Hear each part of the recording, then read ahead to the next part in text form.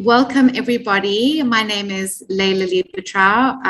I am speaking to you today from Nairobi, Kenya. So here we would say karibu or karibuni. Thank you for joining our webinar this afternoon. It has been organized by the Heinrich Böll Foundation and TMG Think Tank for Sustainability. And we're going to be looking at hunger, land, and gender, making women's land rights a reality. So if you just quickly want to check that you have logged in to the correct webinar, then this is the one that you should be in and happy to join for the next hour and a half. It would be great to have you here. And we look forward to an interesting discussion and something that feels a bit more like a conversation and not too rigid. So yeah, with that, I really wanted just to introduce our discussions today by saying that this webinar was inspired by this hunger crisis or the crisis of hunger that has really been debated or been quite prominent this year. I think in particular through this visible resistance to the Food Systems Summit and an ongoing debate on corporate capture of our food systems. So this Food Systems Summit has really been criticized for not taking a rights-based approach, excluding civil society, indigenous peoples, and critical stakeholders of the food system, which include women smallholder producers. Women around the world are more severely affected by hunger and food insecurity, yet their equal participation in the food system and role as producers and providers of food offers us the potential to address the global hunger crisis and growing inequalities between the genders. Continued violations of women's right to own land undermines the ability of women to actively and equally participate in society. Women's rights to land and other productive resources are essential for realizing their rights to equality, their right to food, and to an adequate standard of living. Secure access to land and resources really supports women's independence and autonomy and provides for their day-to-day needs and those of their families. So with all of this said, we really wanted to use the space today to hone into this issue of women's land rights and to explicitly explore what political edge a human rights perspective could offer and to understand the complex legislative landscape governing land ownership. We've organized this webinar to not for the sake of just organizing another webinar, but really to offer a space to exchange and to learn from each other in different parts of the world on what interventions have been successful and where our challenges still lie. So I will hand over now to my co-moderator, Yes, who's from TMG. Yes, please show yourself. Yeah, pick up on anything I might have missed. Thank you, Leila. My name is Yes. I'm head of programs at TMG Research. Thank you very much for attending this webinar, and thank you, Leila, for the kind introduction. Before I move towards introducing our panelists, I would like to ask my colleague Bruno to please be so kind and sort of guide us through the technicalities of this webinar. Hi, everyone. I'm Bruno from TMG. Welcome to this webinar. Very happy to have you with us today. So just a few technical announcements regarding your participation for this webinar. So technically, if you want to ask questions during today's discussion, you can do so in the left bottom bar. There is the Q&A section. So you can click on it and ask your question there, and we shall pick up questions and direct them to the moderators, who then will allow us to give you the spotlight so you can ask your questions orally. So whenever I will contact you individually in the chat, and I will give you speaking rights, so to say, and then you will be able to ask your question. So in a nutshell, if you want to ask a question, you can write it in the Q&A section. And if your question is selected, you will be contacted by me, and you will have the chance to ask your question with your audio and video if you desire. For any other technical issues you might encounter, you can write them in the chat section, which is also at the bottom bar, and I will try to remediate the situation as much as I can. So Q&A section for questions, chat for technical issues. And that's about it for me. Wishing you all a very great and insightful discussion. Thank you, Bruno. Now it's up to me to guide you through the agenda of today. So we will have, I will hand over to my beloved panelists. I will sort of introduce them one by one. They will have 5 minutes each to make their initial statements, then a quick interaction amongst them, the three of them, and then we will open for the interaction with you guys. The 3 questions that I would want us to focus on for today, obviously happy to expand on it, but just to kick it off, would really be to first look at understanding the links that exist between women's land rights and food security or overall livelihood conditions. Second, then to ask, what is the status of women's land rights, both looking at India and Malawi and globally? And then third, what can be done to actually enhance women's land, to further strengthen their tenure security or broaden their access, in particular, as Leila has said in her introduction, by adopting a rights-based approach. And then after the panel, Leila and I will guide you through the Q&A. And having said this, I'm happy to announce our first panelist, Shipra Dow. Shipra is the Director of Women's Land Rights of the well-known organization Landesa. She's based in India. And Shipra, the floor is yours. Thank you very much for being with us.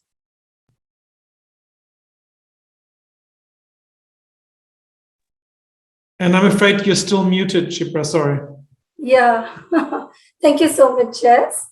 And thank you for organizing this discussion on such an important topic, which interconnects 3 things: women, land, and food security. And for the audience today, I think I will begin by recognizing 3 facts which are substantiated by evidence.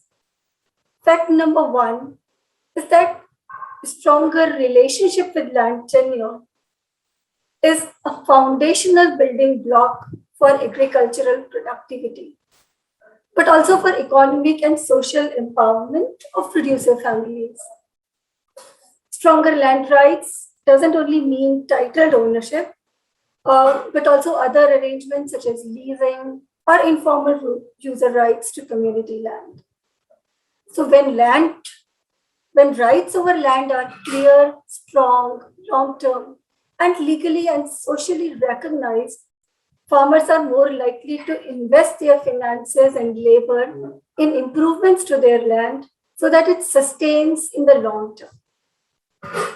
Fact number 2, that a significant proportion of those who farm are women, and a significant proportion of women in the world are farmers. So exact data sets are actually not available anywhere, but the estimations suggest that globally 400 million women are engaged in farm work. And also that these women make up for an estimated 43% of the global agricultural labor force. In India and in some of the other South Asian countries more specifically, every 4 out of 5 women workers in rural areas work in agriculture. And this is to say that women contribute substantially to food baskets in their nations as well as globally. And the third fact, that despite women's contribution, huge contribution to agriculture, they have weaker rights over land world over. Some estimates suggest that women own less than 2% of the world's land. Others talk about 50% of agricultural land in Africa being owned by women. But a report by World Bank suggested that 40% of the 189 countries which the report reviewed, women continue to face some legal constraints on their ability to own, inherit, or otherwise use property in any way. Now, building on these 3 evidences, the question that comes is, how are these three connected, and how do weaker connection of women with land impacts food productivity? I'll begin with an instance that happened with me, just a few years back.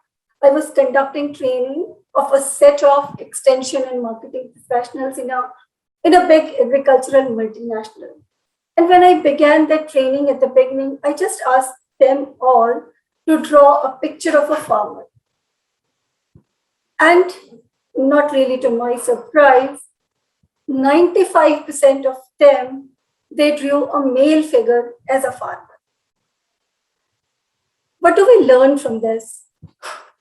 That while we all see when we travel, when we go to the rural sites, we see a lot of women working on farms, but within our mindsets, we really recognize only a male as a farmer, and it begins so early on. I mean, I have looked at the school textbooks, preschool textbooks, where when we introduce a farmer, the word of farmer to children, they see a male. It's a male figure which is drawn.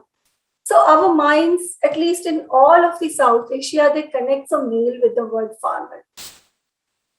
What happens is when agricultural policies are designed, they are designed for this landowner who is a male by default. It hampers women's access to credit.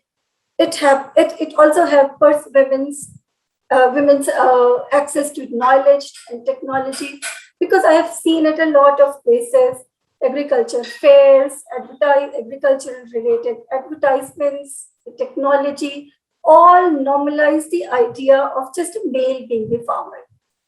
And typically when the extension staff, either from the public or government institutions or from the private or the multinational institutions, when they go to fields, they just, cater to the male farmers and have interactions with them, and women are typically left marginalized. And just because, women do not own land and are not recognized as farmers, they do not have land in their name. If a crop fails, they do not always get the benefit of crop insurance. All such benefits usually go to the person who owns land. Shipra? This disparity. Shipra, could you sort of start wrapping your first contribution up? You will have a second chance afterwards. Could you start? Yes, of course, Jess. So I was just saying that women, keep on battling these alongside the lived experiences of gender that include restrictions on mobility and GBV in household and public spaces. And it seriously compromises their ability to contribute fully to the economy. So I think that's the relationship which I was trying to establish through the deliberation. Thank you. I'm done, Jess, you can move on. Thank you. And I'll give you the floor afterwards again, but thank you already now to really emphasize to what extent it is about land rights, but it's also about the governance, the broader governance context in which is created by agricultural or natural resource management policies that influence strongly how women can make use of these resources. And I know that this is a topic that is dear to the heart of our second panelist, Michael Windfuhr. Michael joins us today from Geneva. He's the Deputy Director of the German Institute for Human Rights. Michael, without further ado, I'd like to give the floor to you. Thank you for joining us today. Yeah, thanks a lot. Yes, and maybe just to explain, I have worked also a lot for human rights organizations focusing on the right to food, and I'm now also a member of the UN Committee on Economic, Social, and Cultural Rights. And I'm in Geneva just to supervise some of these states which are reporting in this session to us. Maybe just if we start by looking who is hungry, it's particularly people in rural areas. It's particularly families depending on access to productive resources to a secure base. I think it's very important what Shirpa just said. It's not ownership which counts. It's the access or secure user rights which people request. Many farmers in the world.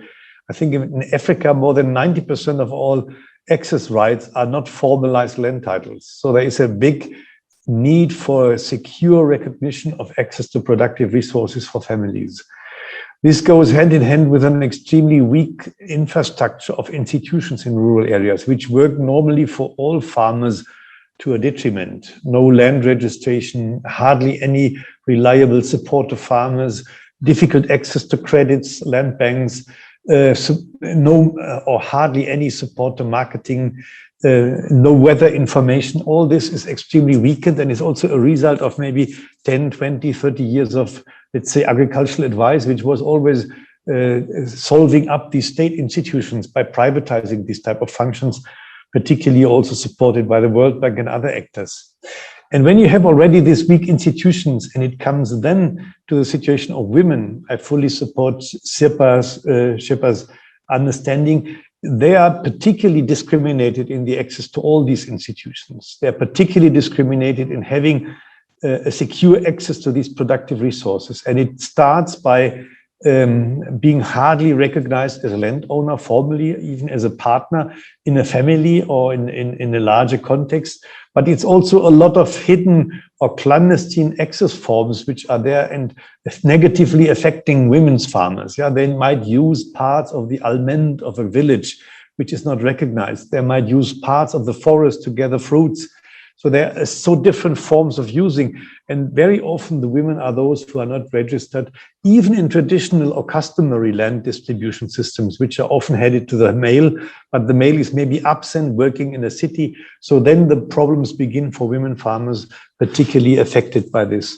So having this double discrimination, living in rural areas by smaller units, and then being a woman is making life extremely difficult, particularly in access to, let's say, banks, land banks, or whatever, credits and so far.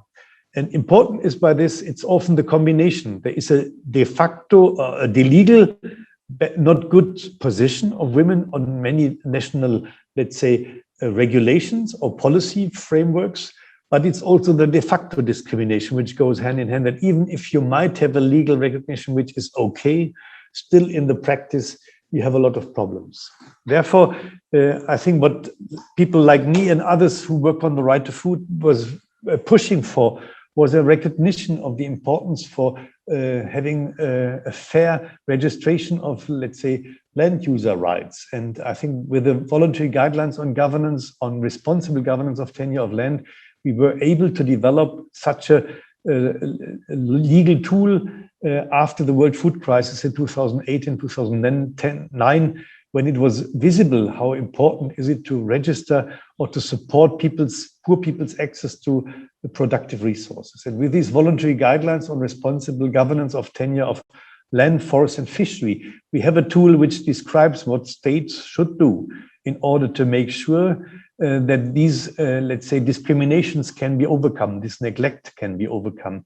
And all states, and I think that is important, is mentioned in the voluntary guidelines, are legally bound. Most of them has ratified, for example, the Covenant on Economic, Social, and Cultural Rights, which I'm supervising, or they have registered the Convention to End Discrimination of Rights of Women. So they are legally bound, but what is missing is the non-implementation of these things. And the rights-based instruments are so important because they describe what states should do and what can be legally claimed. And I think we will hear also from our next speaker.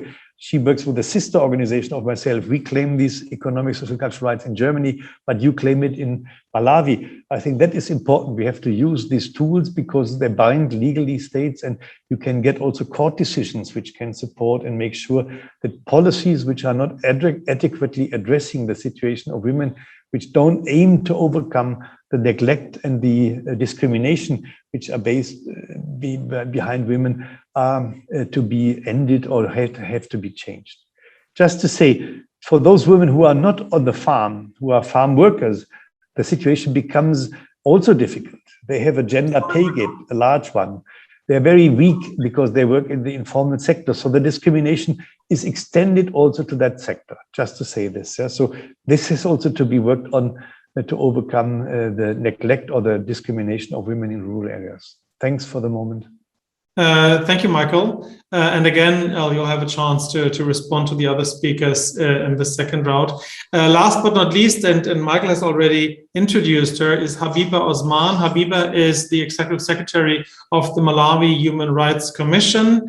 As I said, a sister organization of the German Institute for Human Rights. Habiba, from your experience, and then Michael has already spoken about how the voluntary guidelines on the responsible governance of tenure of land are basically a specification of existing binding human rights legislation. From your point of view, how do you assess the implementation of such rights-based instruments to strengthen women's land rights? Thank you very much. Let me begin by also agreeing with the previous speakers that the issue of ownership as well as the issue of discrimination is still apparent within our laws and policies. And looking at Malawi's situation in particular, you will note that our constitution really presents, one of the most progressive sort of like Bill of Rights, which really highlights the right to property. And yet, when you look at the issue of land, unfortunately, the Constitution does not explicitly define the right in the context of the Bill of Rights. So, however, since land is valued property, especially that it supports livelihoods, and the right to property is understood in the context of right to land due to its prima facie value. Agriculture is a very critical industry in Malawi. In fact, Malawi is an agrarian country, and many of the country's men and women are self-employed.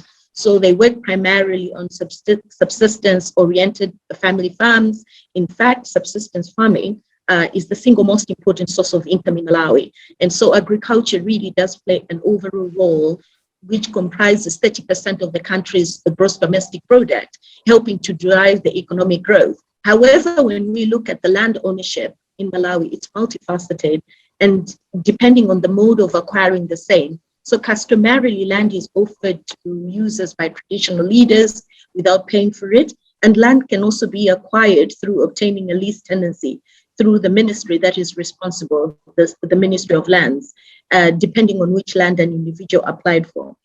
In all the above issues, you find that when it comes to the acquisition formats, women do not have equal consideration to acquire, own, or control land.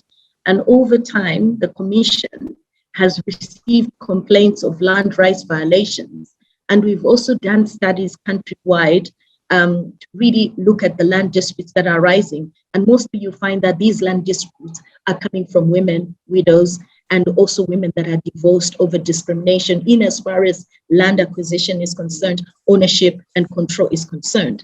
So in Malawi, really the VGG guidelines have been very useful because I know that there's been a lot of work that has been done, FAO as well as UN Women, to really sort of like, bring these issues to the fore. But however, even having those instruments at hand, we have seen that the implementation has really not been effective because also of the issue of the customary land, which also has also been an issue that the ministry itself has really struggled with the people in Malawi because of the system which is also existing. In that in Malawi, we have what is known as the matrilineal system in the central and southern regions where land is handed down through families, while the patrilineal system in the northern region, land is transferred from fathers to sons. So to reconcile these things, we attempted in 2016 to recognize women's customary land rights through the land laws. But despite the existence of the laws and the issues of the customary issues that are prevailing and the deeply rooted patriarchal tendencies prevailing, it has been very difficult to reconcile the two systems.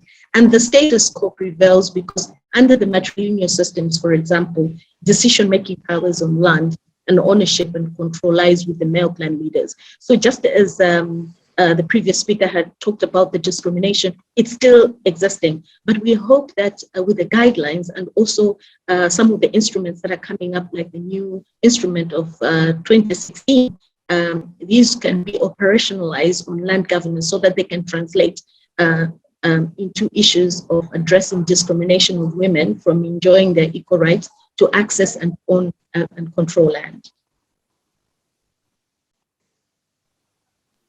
Thank you, Habiba. And I think I would like to build on what you've just said and ask you, Michael, to please expand on one of the key notions of the voluntary guidelines, which is the term legitimate tenure rights. Both Shipra was speaking about user rights. Habiba was now emphasizing the question of customary land rights. So from the point of view of the voluntary guidelines, what are these rights and how do they relate to this notion of legitimate tenure rights? Well, the notion has been developed in this context at that moment with the support of the Brazilian government, which was totally different at that moment. They were taking care of poor households at that moment, was to say most of the land which is occupied by poorer families and in rural areas is often not formally recognized, as we have already said. So you have to develop an instrument which doesn't lead to, let's say, a propertization of or commodification of land, as many, and the World Bank system always has tried to commodification of land registering, because that will lead to that land is becoming something which can be sold, and poor families tends to sell them the land very easily to somebody who is paying something for this.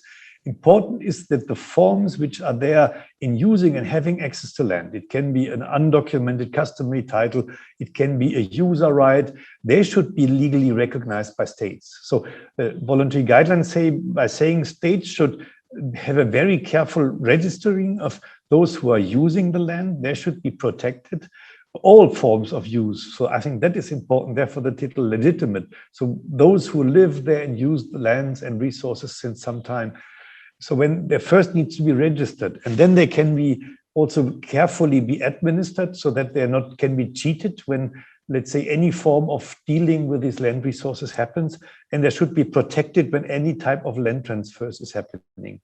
For example, if you now think about climate change might impact the use of land, or people might be resettled because there is flood-prone areas or ever. If you have nothing in your hand, if you are totally not documented, these people will be particularly hit again if there are any changes of land use because of climate change or other things. Because if you are not protected or not registered or not accepted as a legitimate land user, you are extremely weak in the situation, and you will never have any access to credits and others. And access to credits must also be based on other user forms instead of just ownership. That is, I think, extremely important. The voluntary guidelines are 56 pages, which describes what states and state-run institutions like cadastre institutions, agrarian reform institutions, land banks, and so on should do in order to have a responsible access to these productive resources, and particularly by not discriminating women. I think that is what is needed. Still, I agree with Habiba, it needs to be struggled for, because land is power in all societies. And it's a tremendous work which is needed by us human rights activists, by women's groups, but also by institutions like national human rights institutions, but also by government institutions. I think that is important. It doesn't fall from heaven. If you define rights, you still need to struggle for them. They don't come just automatically. I think that's where we are at the moment. And the voluntary guidelines and other tools are so important because they help those who are affected to know they have rights. It's not only a benevolent state which have to respond to them, they have rights which they can claim, and they should no longer be overseen. I think that is what is so important. Thank you, Michael. Shipra, if I would now give you the floor and ask you, from your point of view, how would you see the status of women's legitimate tenure rights in India? How would you describe the situation? How would you describe the struggle that's currently ongoing to actually secure those?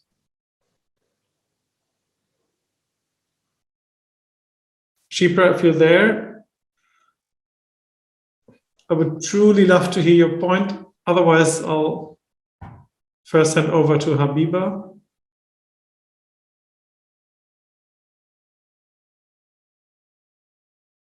So, team, am I having connection issues, or am I clearly audible and visible and everything? No, you are clear. Habiba, do you want to go first and take my question, and then I'll hand over to Shipra with the same question? Yes. Thank you. Yes. I think the problems in India, as well as the problems in Malawi, I think from what Shipra had said in the beginning, you can tell that, there are, comparisons and similarities. So in an agri-based society like Malawi, secure land rights are important for development and poverty reduction, as well as food security. So land is recognized as a key resource which enables the poor people to overcome poverty. However, the reality is that if we want to eradicate hunger and poverty and the sustainable use of the environment, it will depend in large measure on how people and communities and others gain access to land and other natural resources. So the livelihoods of many people, particularly the rural poor, are based on secure and equitable access to and control over those resources. So, they are the source of food and shelter, the basis of social and cultural and religious practices, which is a central factor in economic growth. So in both the rural and urban areas, there are multiple and complex determinants in the social and political economic environment that interact to enable violation of land rights on women and the poor and the marginalized to occur. So the situation is particularly worse for women under customary land tenure in this country, as they're always subjected to patriarchal norms and practices. And the most important gender issue is the inequality of land access between men and women, which I think this conversation or this webinar keeps on bringing out. So despite the legislative and policy reforms, women in Malawi have largely remained marginalized when it comes to land rights, despite the high degree of involvement in agriculture and land-related activities. So whether in the patrilineal or matrilineal societies that we have or that are existing in Malawi, access to land is typically mediated by men, spouses, or uncles. So women have actually difficulties both in making independent decisions about even the land use, utilization of the land, even to access benefits that are derived from the land ownership and utilization. So a study that was done by UN Women, I think some years ago, it actually showed that women are also the ones that are relegated to agricultural production of food crops. So what the family will need in terms of food, whereas the men are the ones who are mostly or male farmers doing a commercial growing of crops. So women have difficulties both in even making independent decisions about how they can utilize the land. And from a gender and women's rights perspective, I would say and argue that the use of capital perpetuates actually this gender imbalance, and also sometimes prevents both the men and women from accessing or owning land in different societies. So in our setup, the matrilineal and patrilineal, more so in the patrilineal setups in Malawi, which are under customary law, do not recognize the separate right of a woman to own and hold land in her own right, it becomes very difficult to really even make advances. So the Commission has handled several cases where, for example, women in their old ages have been subjected to eviction from land since they had separated from their husband, or maybe because their husbands have died. We have cases, for example, even young women who've been divorced are also taken away from the land, or the land is taken away from them. So the formal justice system doesn't even help, because those people that are governing the formal justice system are also the men, the male decision makers, who believe that land must be handed over to the men instead of the women.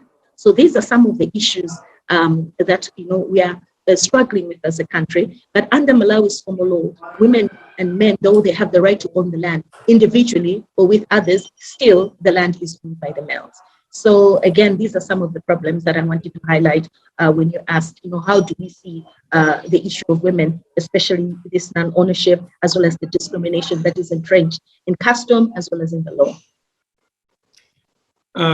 Thank you, Habiba. Shipra, I apologize that you encountered connectivity issues, but I'm very happy that you're back.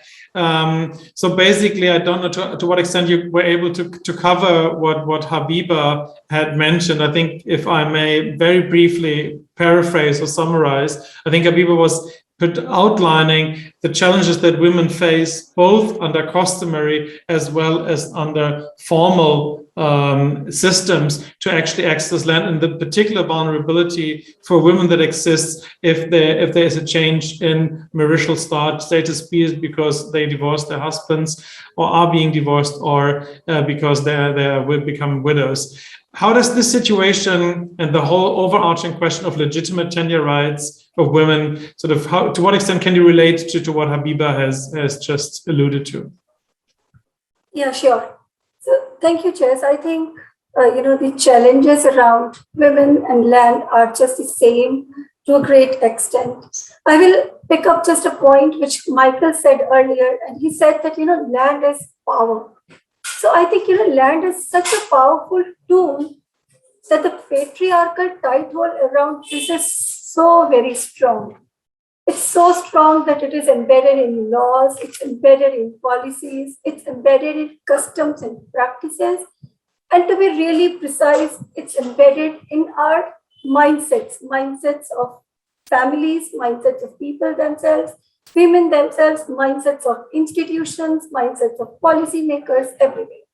But to be really precise, if I look at the challenges and the gaps that we see in India, I will kind of club them into two buckets. One is the policy gaps, and the second is the implementation gap.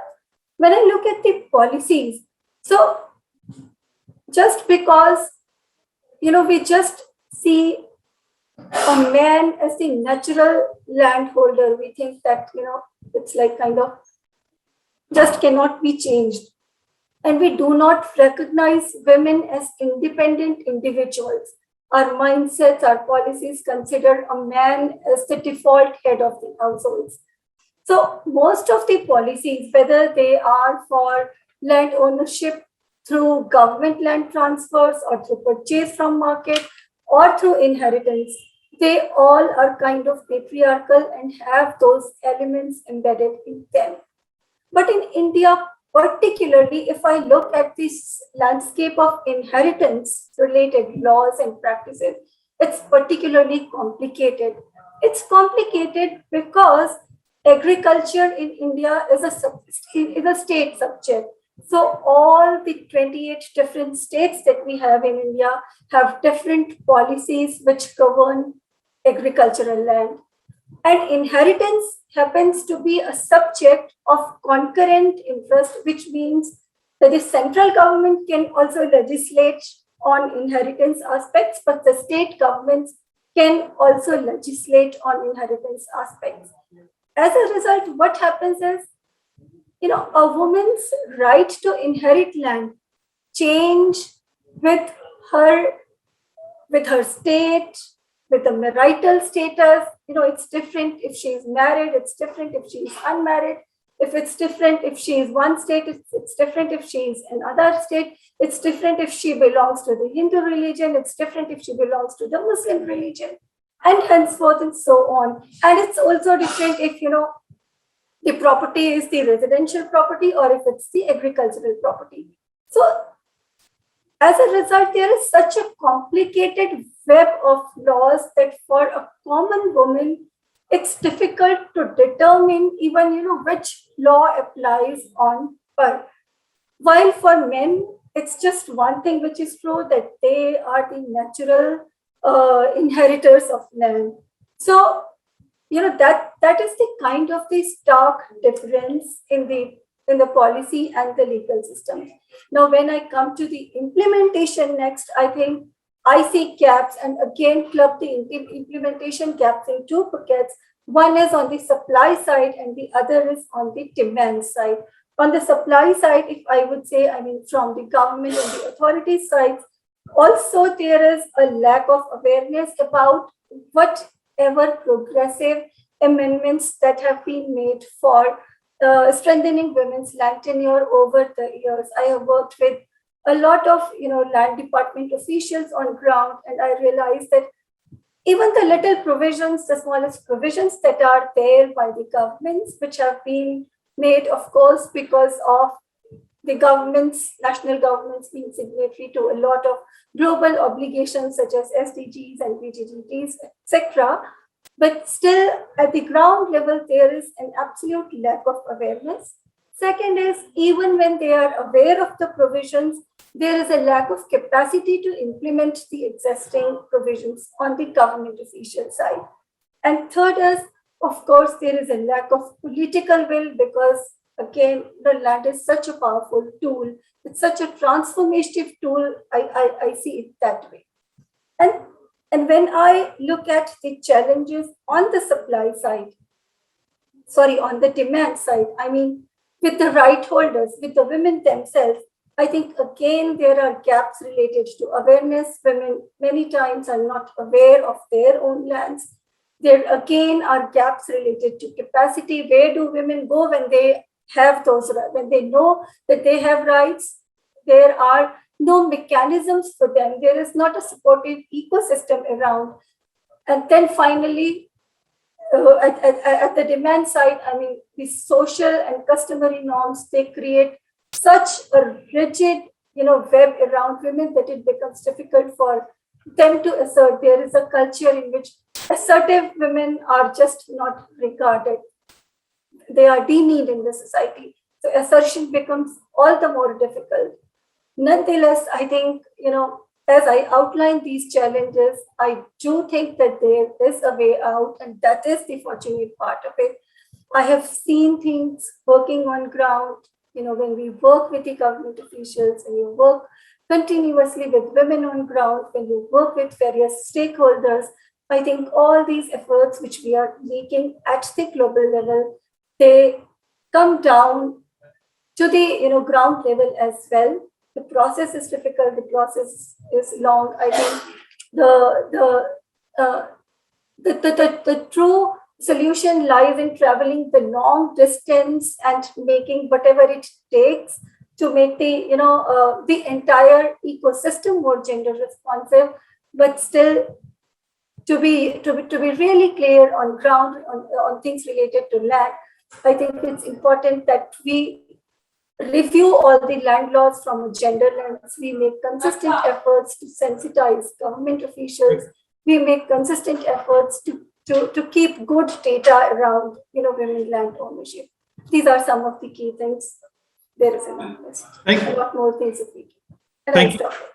Thank you. I'm in a very fortunate position that Leila was busy taking notes and sort of collecting her thoughts around your very interesting and valuable contributions. So that's why I hand over to you, Leila.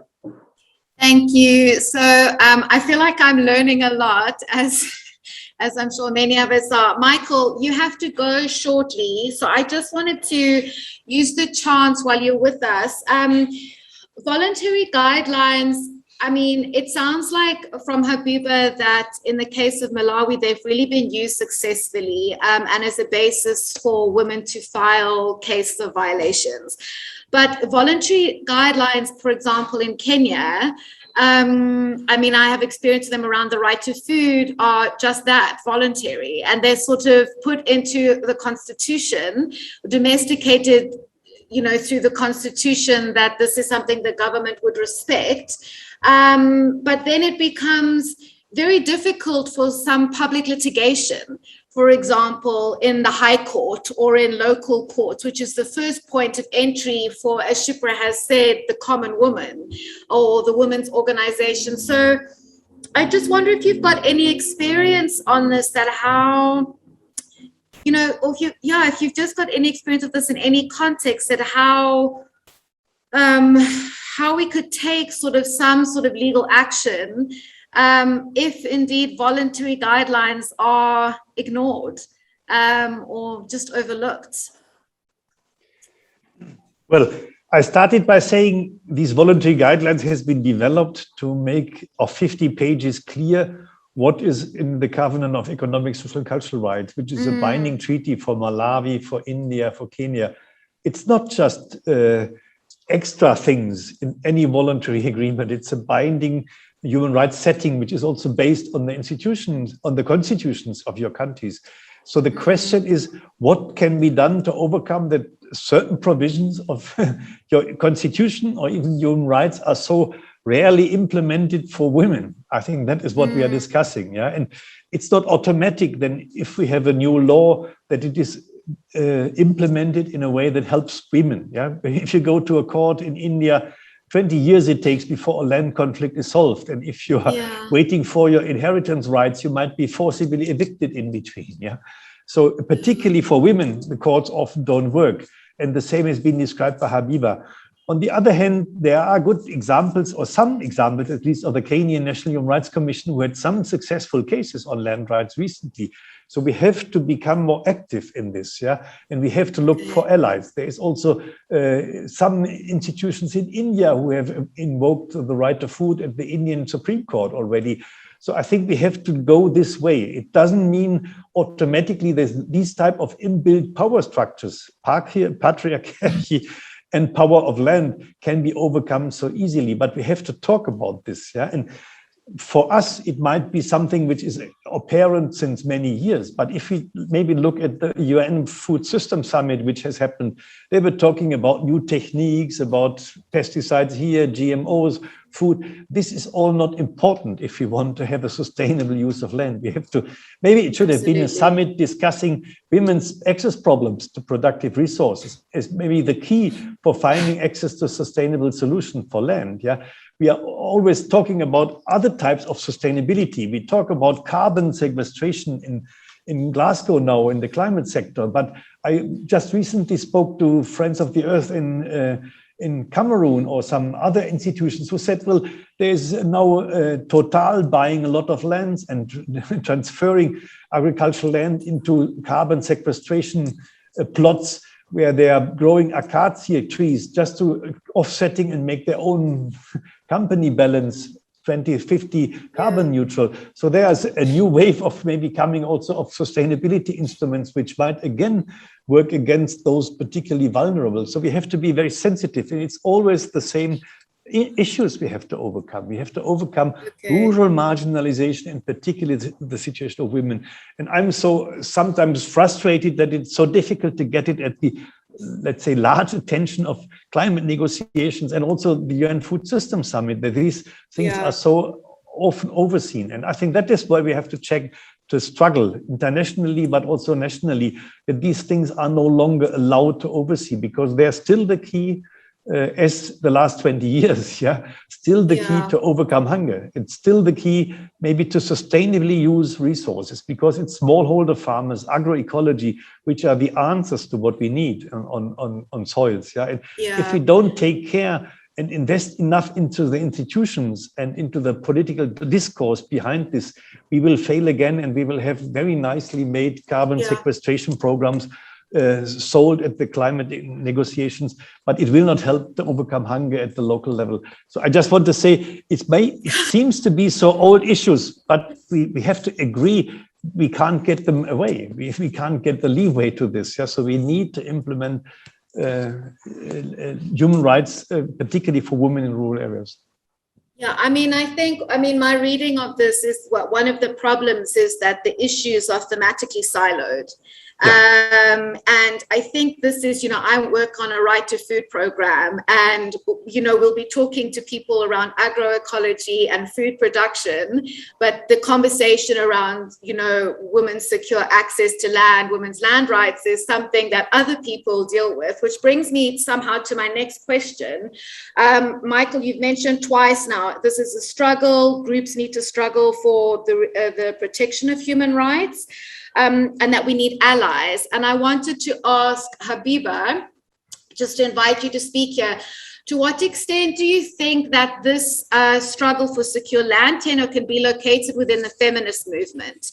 Because my other reading of this is that, the feminist action is mostly taken around gender-based violence, sexual harassment, and these, and somehow it doesn't pick up these the social, it doesn't sort of take up these social economic contexts that that gender-based violence and these other, violations against women sort of happen. One of the reasons that women can be assaulted, for example, is because of, food-related issues. And so, Habiba, maybe you could just, I don't know how much you're familiar with this, but maybe you could give us your sense of whether this is something that the feminist movement would need to consider or could take up to a greater extent so that we sort of overcome this siloing. Thank you, Leila. I think that in Malawi, we are starting to see that conversation come up. But you are very right that I think there hasn't been enough, let's say, research, as well as studies or even action, really. But I'm noticing, for example, the groupings or the coalitions that are working in women economic empowerment, that they're bringing it as an issue. And actually, to be honest, I think in my previous, with my previous employer, UN Women, I noted that, there was so much work and so much mobilization around, how you really zero in or you bring in a feminist angle to that. And I think one of the critical issues that came out, especially also being one of the persons that drafted the Spotlight Initiative on sexual gender-based violence, one of the areas in which we were saying, how do we address issues of discrimination or issues of inequality and inequity, is to make sure that, women own land or women own property. And so the program was designed in such a way that, we would be supporting women's groups so that they can be able to sort of advocate and lobby for policies that are really gender sensitive, but also just to make sure that all the policies that are coming up would enable women to facilitate their own advocacy around issues of coming together, for example, at the village level to privately or collectively discuss and confront gender norms that were discriminatory. So I think we are seeing now a lot of coalitions coming up. And so again, I think the feminist movement is actually helping to amplify the gaps, but also to amplify the voices of the women. And I think in that regard, I also noted that the support that is coming, for example, from UN Women and other institutions would actually help support women to actually begin the process of reconfiguring relationships within the communities, especially at the rural level, and to establish a basis where women and men in their roles as wives and husbands can be able to identify and design local agricultural development projects as both individuals and members of the group. So men can come to understand also how long-held social norms and the values that restrict women's choices, but not only limit them, can reduce their own living standards. So I think the local responsibilities that also go with that, with the interventions of the chiefs, by also making sure that you're training the community leaders or bringing in the community leaders to understand the gendered aspects of land, has been very helpful to some extent, because some studies, especially by the UN, are showing that by doing so, by bringing women in collectives or by supporting them as groups, privately or collectively, also helps them to be part of the decision-making processes. And so that men, by bringing men to the table, or by bringing women and men to the table, they can both begin appreciating the value of the ideas of women in their communities and understanding that women can also be property owners or land owners. So the conversation is there, and we're seeing some movement. And what is very interesting for me is that now we need to also translate that rhetoric into making sure that the policies have also captured the same, and which we're seeing, because we just also had the agriculture policy. But again, I think the decision-making aspect really at the community level is so key, because the Land Act of 2016, for example, was designed in a way that really brings in the gender equality aspect to the fore, so that even at the community level, you have tribunals that will have women and men to preside over disputes and disputes, but not leave that to men alone. So I think the feminist voices pushing that agenda. And I think in that regard, we may be heading in the right direction. Okay. Thank you. I want to Thank you. just thank you, Michael. I know you've got to leave now. You've put a message in the chat. Thank you so much for joining us and for your contributions. I'm sure we've all learned. I certainly have a lot. Okay. Thank you. Good luck. Thank you. So we only have half an hour left. So I had another sort of question for Shipra, but let us try and weave this into our final 30 minutes together. And I think it would be very valuable for us to give some quite practical examples. Maybe Habib and Shipra, you could just somewhere keep this in the back of your mind of how else women are organizing around this issue. So, for example, in Morocco, agroecology and this way of farming has become an organizing framework for women to basically improve their positions in society and advocate for greater equality between men and women. So maybe you could think about some other just quite practical examples. How could you do this if you cannot, you do not know the laws, you do not know your rights, what you're entitled to, but you know that some violation has occurred? How could you respond? Maybe you could share a bit on that. And then I will now stop talking. And I want us to invite Diana, please, to ask her question. So Diana Lee Smith, you are with us. Is this the same Diana Lee Smith as from Kenya? Diana? Maybe. Do I know Diana? I'm not sure. But Diana, you may go ahead and speak. I just want to check if we can hear you. Yes, I can now see that I am there and I'm unmuted. You can speak. The question and this is yes, the same hi, Diana. Hi. Nice to speak to you.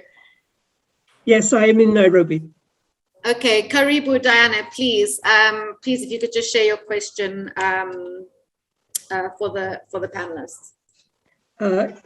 Yes. Thank you very much. It's a pleasure to be here and to listen to everyone. I'm sorry Michael had to go. He made some very informative comments. And I am speaking from a Nairobi NGO that's been involved in this work for 40 years, including at the global level, and taking action on it. And we continue our research on the subject. And we have found in a recent survey of customary practices affecting women's access to land and housing that the issue is associated with gender-based violence. So we had this in the discussion just now about gender-based violence, but we have research findings that show from our sample of urban poor women who have been affected by evictions from their housing and therefore are among the urban poor, that among our sample, all of the women had been evicted from their land by preventing them inheriting. Now, this inheritance is, as has been pointed out by the panelists, can occur in two ways. First, from the family of birth as a daughter lacking rights, and secondly, as a wife who becomes a widow being evicted by her marital family. So we found some of our women had been evicted indeed twice in their lives. That is, dispossessed of their home and land twice due to this structure, which is caused by customary practices. And thank you all for the insights you've given, which is about the fact that these evictions occur in both types of family. Now, my question is whether anyone else among the panelists has come across this finding, which was very strong in our data, that when these women lose their rights to inherit, this is usually, that is, over 50%, more around 3/4, let's say. It was accompanied by violence. We classified the types of violence, and we found that could be just emotional, psychological violence, but also physical violence in a minority, but a significant minority of cases. So has anyone else in the panel found these conclusions? Because we would really like to link to other researchers who are looking into these questions, and we would like to attract the attention of the bodies that deal with gender-based violence and the right to be free of violence from the right to inherit land and housing.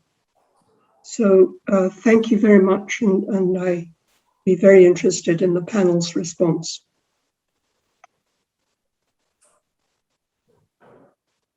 Shipra, do you maybe want to, I saw you nodding, do you maybe want to share your, what information you might have in response to Diana? Sure. Thank you. And incidentally, I'm so glad Diana raised this. Incidentally, I have recently finished one of my study in one of the state of India with the tribal communities. And I think, you know, the extent of violence which I saw in these communities was really troubling. And the reason is, again, you know, the gaps in the policy. Now, in the tribal communities which I studies in India, the statutory laws of the country do not apply on those communities because they have that constitutional protection to have their own systems of governance. So because of this, the statutory laws of inheritance do not apply, and it's the customary laws of those particular tribal communities which apply on them. Now, in my study in those particular tribes, I saw that women do not have right to own land, inherit land, either as a daughter or as a widow. And here, by ownership, I mean women just cannot have land titles on their names. They cannot inherit land from their father. They cannot inherit land from their husbands. They only have right to maintenance.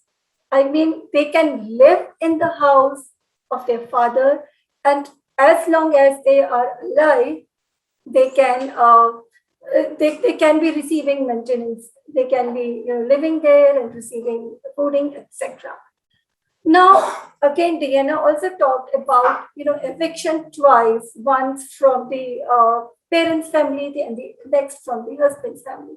And that exactly is what I saw in this particular state and in this particular community. What happens actually is, I will take an example of a widow. And Leila, you also said that you wanted to listen to practical examples from field. So I take this example of a girl, let's call her Julia. So what happened was that when this girl got married and she went to her husband's house, she did not have any right on her father's land. She did not have any right to own. When her husband passed away, what happened is, because her husband passed away, she had the right to live there in the husband's house, in the husband's family house, and be maintained, but not the right to own the land which was below. So as a result, what happens is, since she cannot own land, land can be owned only by a next male heir, which most of the time happens to be either a woman's sons or her brother-in-laws. So what happens is, for these, in my study, I've called them owners in waiting, because these men will receive the full ownership of land only when this woman either passes away or she leaves that house, she either remarries or goes back to her husband's house. And what happens is, while the customary law guarantees their maintenance, practically, when these men see that widow woman as an obstacle to their full enjoyment of rights, they do all kinds of violence, including extreme physical violence. In the communities that I study, I have found witchcraft, and there are studies which show that witchcrafting has been very, very common. And the communities just declare that this woman is a witch, and when they declare that a woman is a witch, then she is publicly tortured in multiple ways, and in many times she has been forced to leave the villages and go back, and they become sort of a destitute. So this violence, and before, it comes to a stage where it is so grave. This everyday violence with almost all the widows is so common in this particular state and in this particular tribal community. So I think, Tiana, the study closely relates to the issues that you bring in. And now, changing customary laws is a very, very long process. And it becomes all the more difficult because the governance system of these tribal communities are, again, patriarchal. The community heads are men, and the religious leaders who declare that a woman is a witch are also men. And these women do not have any access to justice systems because they are just unaware of the statutory justice mechanism, but the justice mechanisms in their own communities are hugely patriarchal, where women are not even allowed to, participate in the village assemblies, which happen, generally in the traditional village assembly. It's only a woman whose case is being discussed can be present. So it becomes very, very difficult for a woman to put forward her case and to, assert her right. And all of this makes women's life so much more difficult than it would be otherwise.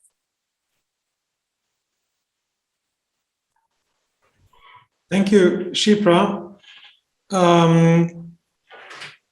I have Christina with several questions in the Q&A section.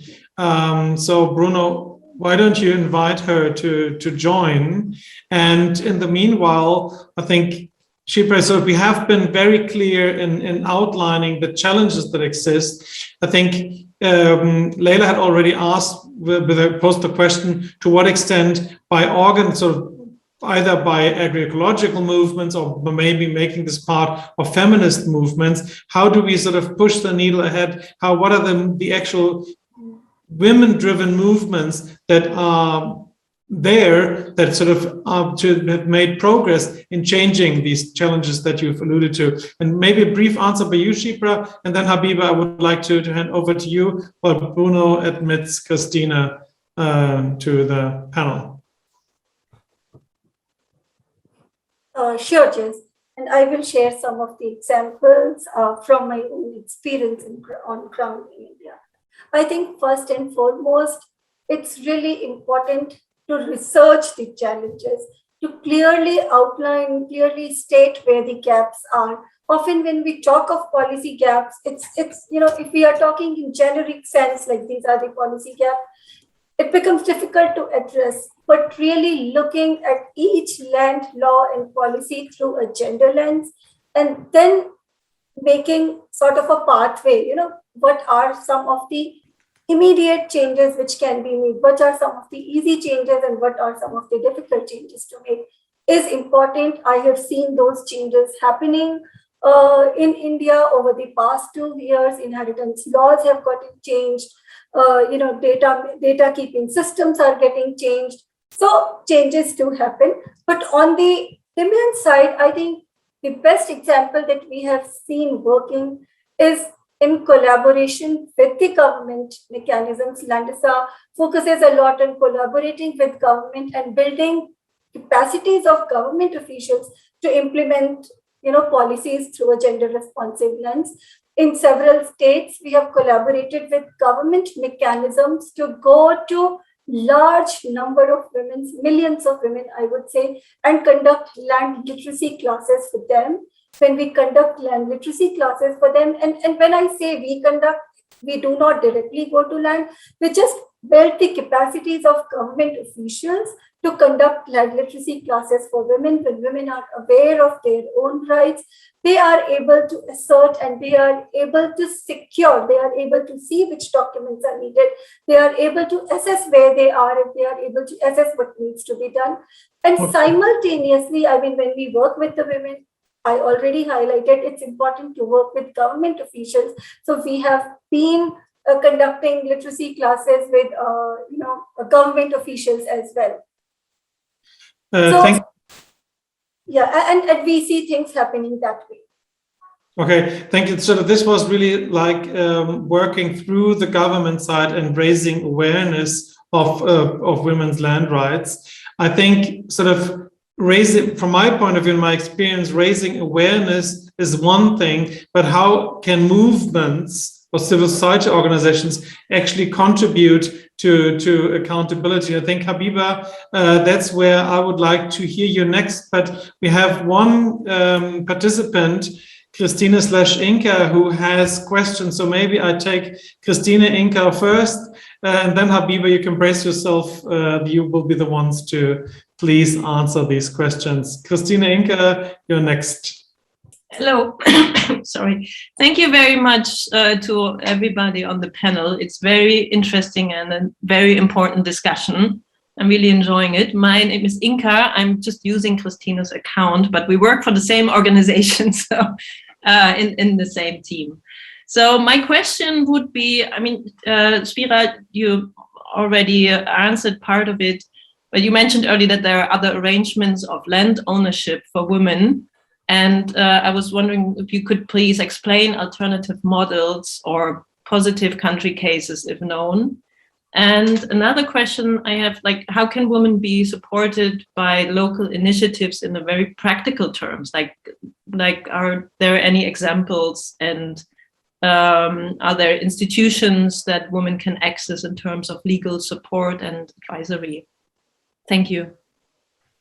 Thank you, Inka. So first Habiba, then it's Shipra, and then I'll hand back to my co-facilitator, Laila, for some very first conclusions and to guide us further. So Habiba, you're first, then Shipra, then Laila. Yes, I think there are some examples, although I think it also depends with the country context. I would say, for example, we noted in 2016 in Malawi, when the Land Law Act was enacted, that, they created some customary land committees at the group village headman level.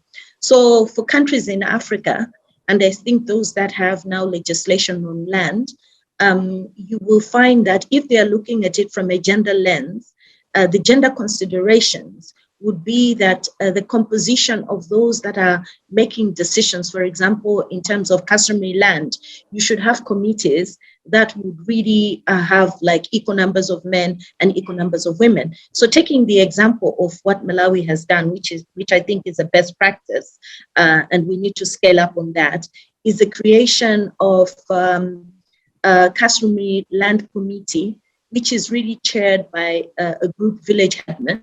It is composed of 6 elected members, including 3 women.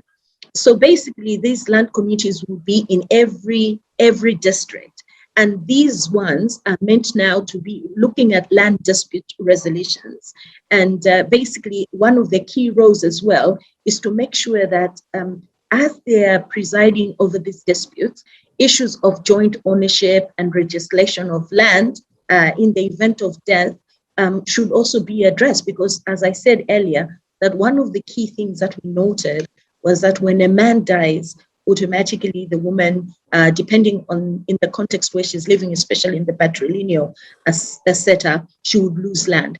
So again, I think these committees now have also been given the powers to really look at how they can resolve disputes that arise in the event of death. But again, I think the committees are also there to be able to assist in terms of the joint ownership between husband and wife. And again, I think looking at some of the best practices that are taking place in some of the districts, we believe that if this thing is actually scaled up, it could be one of the ways in which we could really address the inequalities that exist. And I know that maybe that wasn't my area, but when you look at the voluntary guidelines on responsible tenure of land, I know that this is something that we need to roll out, but I think it provides a framework if it is rolled out completely within the country, that can also help with analyzing the different aspects or differential aspects of the land conflicts, and also linkages to the international instruments, for example. So again, I think the VGGT for me is also a very important tool, because it will help sensitize communities on land governance issues, as well as help them be aware of the abuses and plan ways of resolving existing challenges and preventing future cases. So I'm very excited about the role of Malawi Human Rights Commission, for example, because we want to see where we can find the best practices and how we can adapt the tool so that it can be used nationally. Because I know that FAO has only used it, I think, for some communities, but we need to make sure that, as we are developing the tool, it will also help us to address some of these issues that are prevalent or that bring rise to discrimination in terms of ownership and also in terms of utilization of the land. Thank you. Thank you, Habiba. Shipra, the Inca asked sort of what are alternative models to secure women's land rights, and Habiba has just spoken about the land committees. I know in other countries they are referred to as land boards or other forms of community-based organization with equal participation. Are there similar examples that you can quote from India? I see Diana raising the question, sort of to what extent more progressive forms of administered lands are also emerging in India. Sure, I can. I will share an example where several women organizations themselves, a lot of women organizations which are working with women farmers, more than 100 of them have come together and form a collective which is called Mahila Kisan Adhikar Manch, which in English translates to Women Farmers' Rights, Platform for Rights of Women Farmers. And this platform, it supports women organizations to build their own capacity, number one. Number two, articulate the issues. Number three, advocate for changes at the state level and help all the other help each other in addressing the issues in their specific states. Secondly, there is an example in a particular state of India, which is called Gujarat, where several women rights organizations at the ground level have come together and they have formed a working group on women land ownership. It's called WGWLO in short, and they have been working for women's land ownership for long, and they have sort of established centers which are called My Own Centers for My Own Land, Swabhumi Kendra in Hindi. And these are the centers where rural women come to get a solution to wherever they are stuck in terms of their land rights through these centers. They conduct land literacy programs for women and for government officials, but also provide legal support and support in dealing with revenue officials to the women on ground. And similarly, I think when groups of women come together, they have been advocating for land rights for long in India, and through several 5-year policies through which India used to operate, we have seen those changes happening. In early 90s, we had this policy of joint land ownership. Several states in India have provided concessions to women when they purchase land. So if a woman is purchasing land and land is being registered on her name, they are getting some rebate in comparison to what a man has to pay.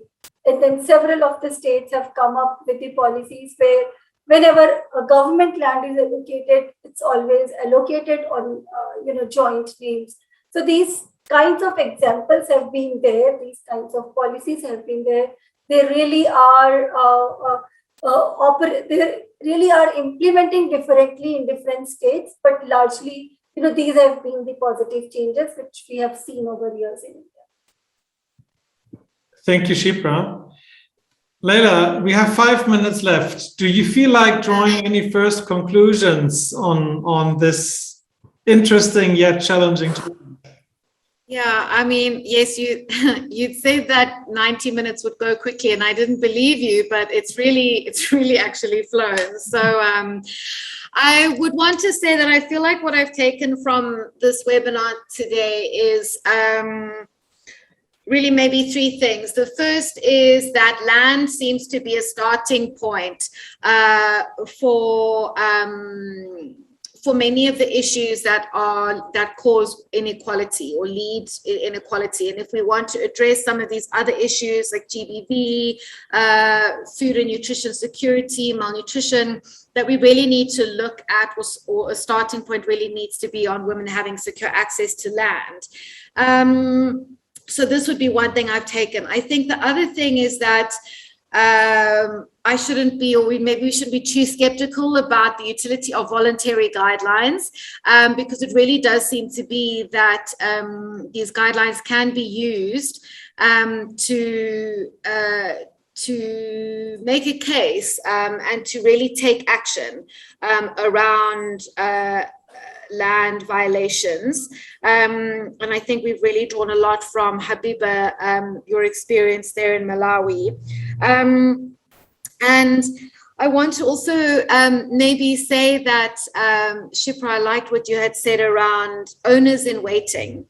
And I think that what we can definitely take from this webinar is that surely the struggle needs to continue, because it isn't fair that women have to experience this gross inequality and have to remain these owners in waiting, and we must continue to chip.